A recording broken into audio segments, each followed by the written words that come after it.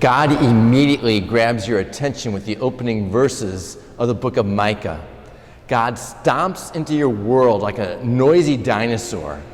His thunderous steps can't be ignored.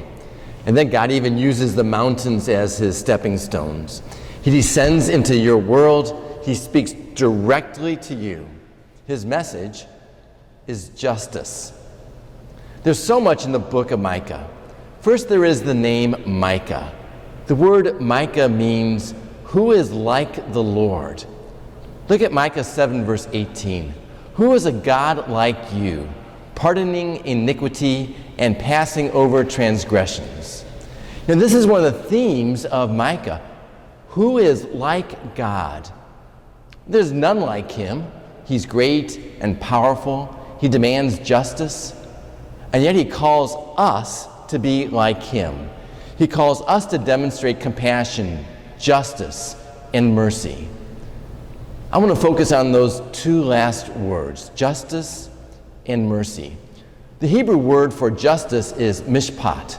Mishpat is used over 200 times in the Old Testament. Now, we often equate justice with fairness or equality, and we see it as the responsibility of the courts to demonstrate justice. That means that everyone receives equal protection. Justice is blind to someone's social or economic status. The same wrong should receive the same punishment.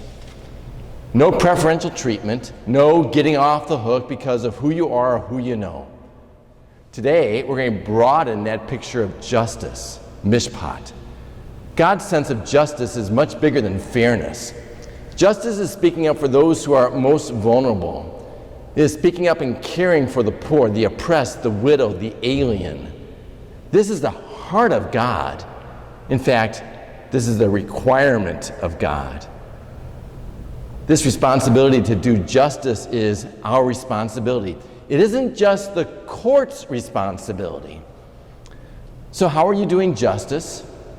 How are you speaking up and caring for the poor? In Micah's day, the poor were the working poor, the subsistent farmer who is dependent upon the landlord. How are you caring for the elderly, the new immigrant, the oppressed, and the handicapped? That's mishpat, justice. The second word I want to focus on is the word for mercy, chesed. Chesed is a big word. Chesed is God's covenantal loving kindness. Chesed is the unbreakable, unending love dispensed to the undeserving. To love mercy means that we first receive mercy from God. We demonstrate mercy then to those that we are bound to the rest of his creation. So stop the video and review some of the introductory questions.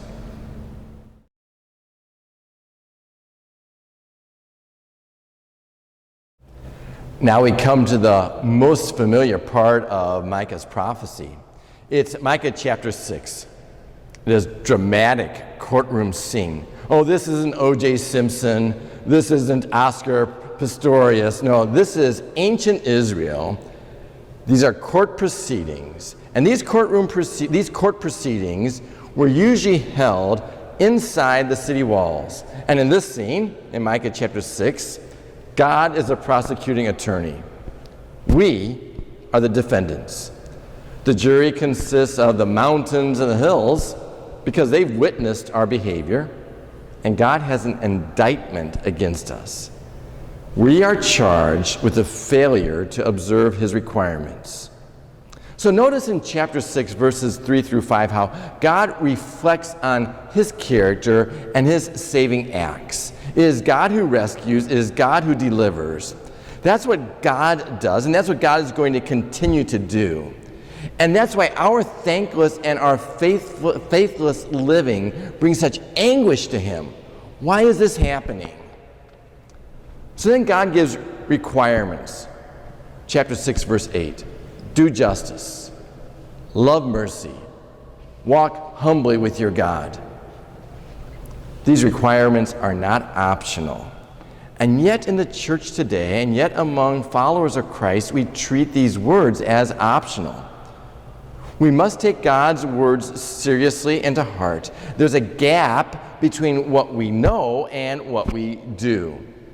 So for those who fail, especially for the leaders who oppress, there is punishment.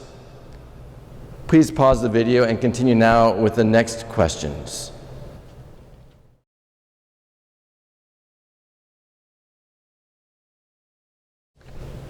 There are many justice and mercy issues in our local community. Racial tensions and inequalities exist. The poor often don't have access and transportation to health care. The new American is bewildered by the complex systems of our society. The handicapped feel ignored and often as a result stay isolated. Some of the elderly feel forgotten with few affordable housing options. So what will you do? How will you do justice and love mercy? Provide transportation? Be generous financially? Spend time with a new American? Participate in ongoing service opportunities? Get to know the needs of those in your community? You know, the options are endless. But the requirement remains. This can't be mere conversation. God calls us to do justice, not just talk about it, to love mercy, and to walk humbly with your God. Depend upon Him, live by His power, rely upon Him, experience His mercy, so that He will use you so that others will thrive.